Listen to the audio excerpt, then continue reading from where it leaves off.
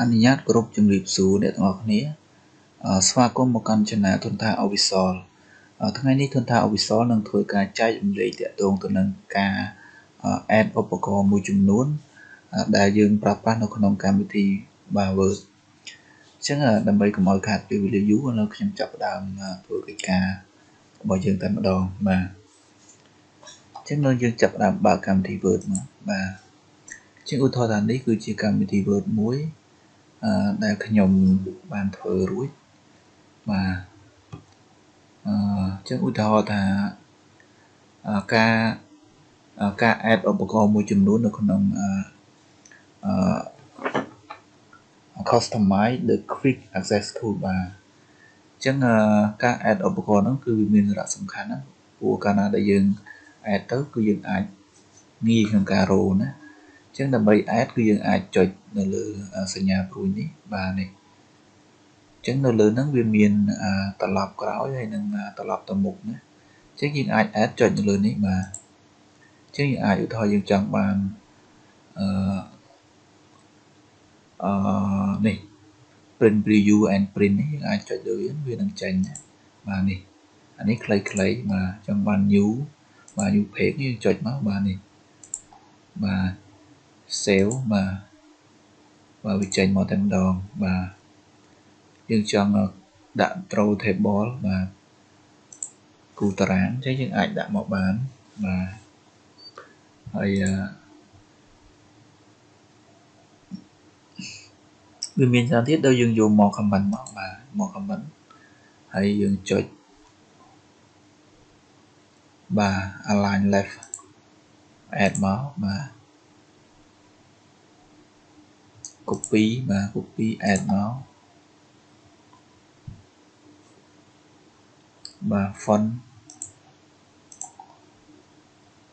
size បាទនេះមានច្រើនទៀតមាន line and paragraph spacing បាទយើងអាច add បន្ថែមមក page setup បាទ paste បាទ redo នេះយើងមានដែរយើងអាចយក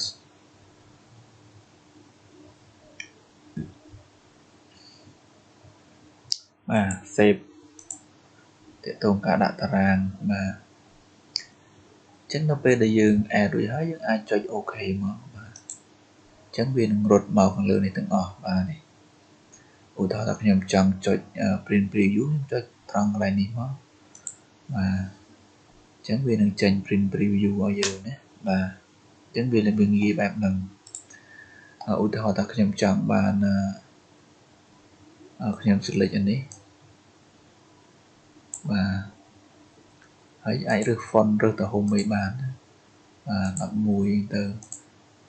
បាទ12នេះអាចដូរ font តាមនឹងបានណាបាទចឹងតាក់ទងការដោះយើងអាចដោះបែបនេះបាទឧទាហរណ៍ថាមានយើងអាចដោះវាចេះមកបាទនេះចឹងដោះទៅវាអស់វិញចឹងការដាក់គឺយើង add វាណាដោះយើង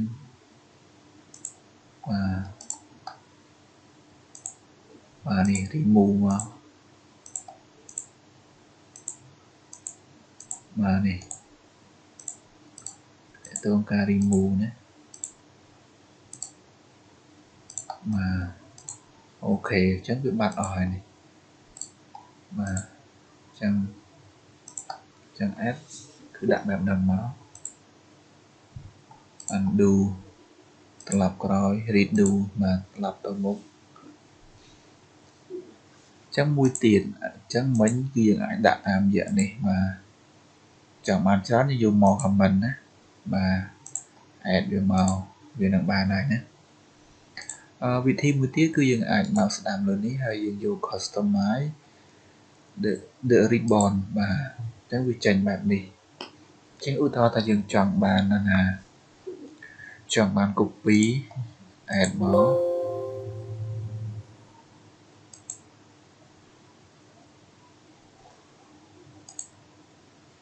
new group អ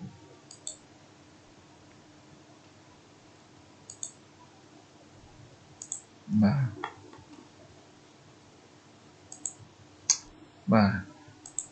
xong tốt mấy cứ dân dục quick access toolbar mà chứ những ai đặc biệt copy nó add nó này mà cho lòng mà bây giờ dân ai vô mà quay như mau copy miền hơi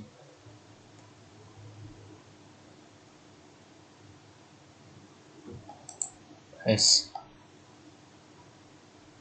mà spacing mà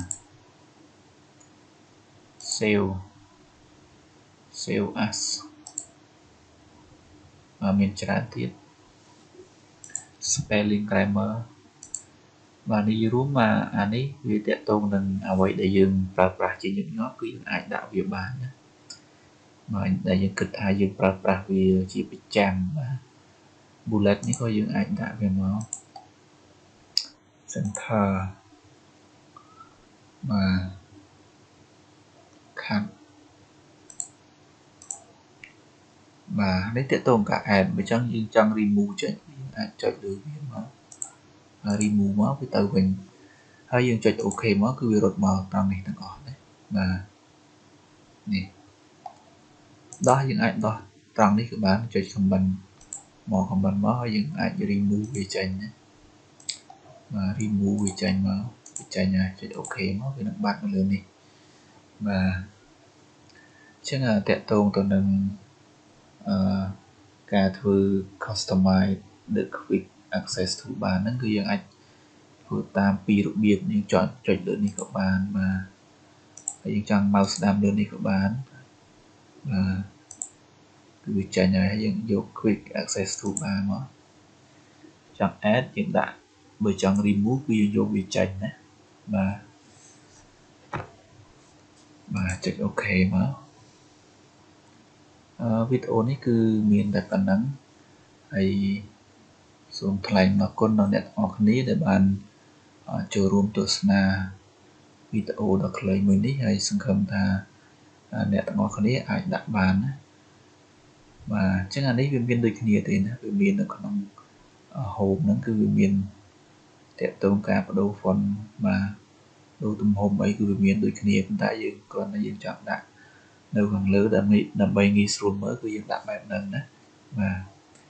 អញ្ចឹងសង្ឃឹមថាយើងអាចធ្វើបានហើយចេះទាំងអស់គ្នាហើយកុំភ្លេចជួយចុច Subscribe ហើយ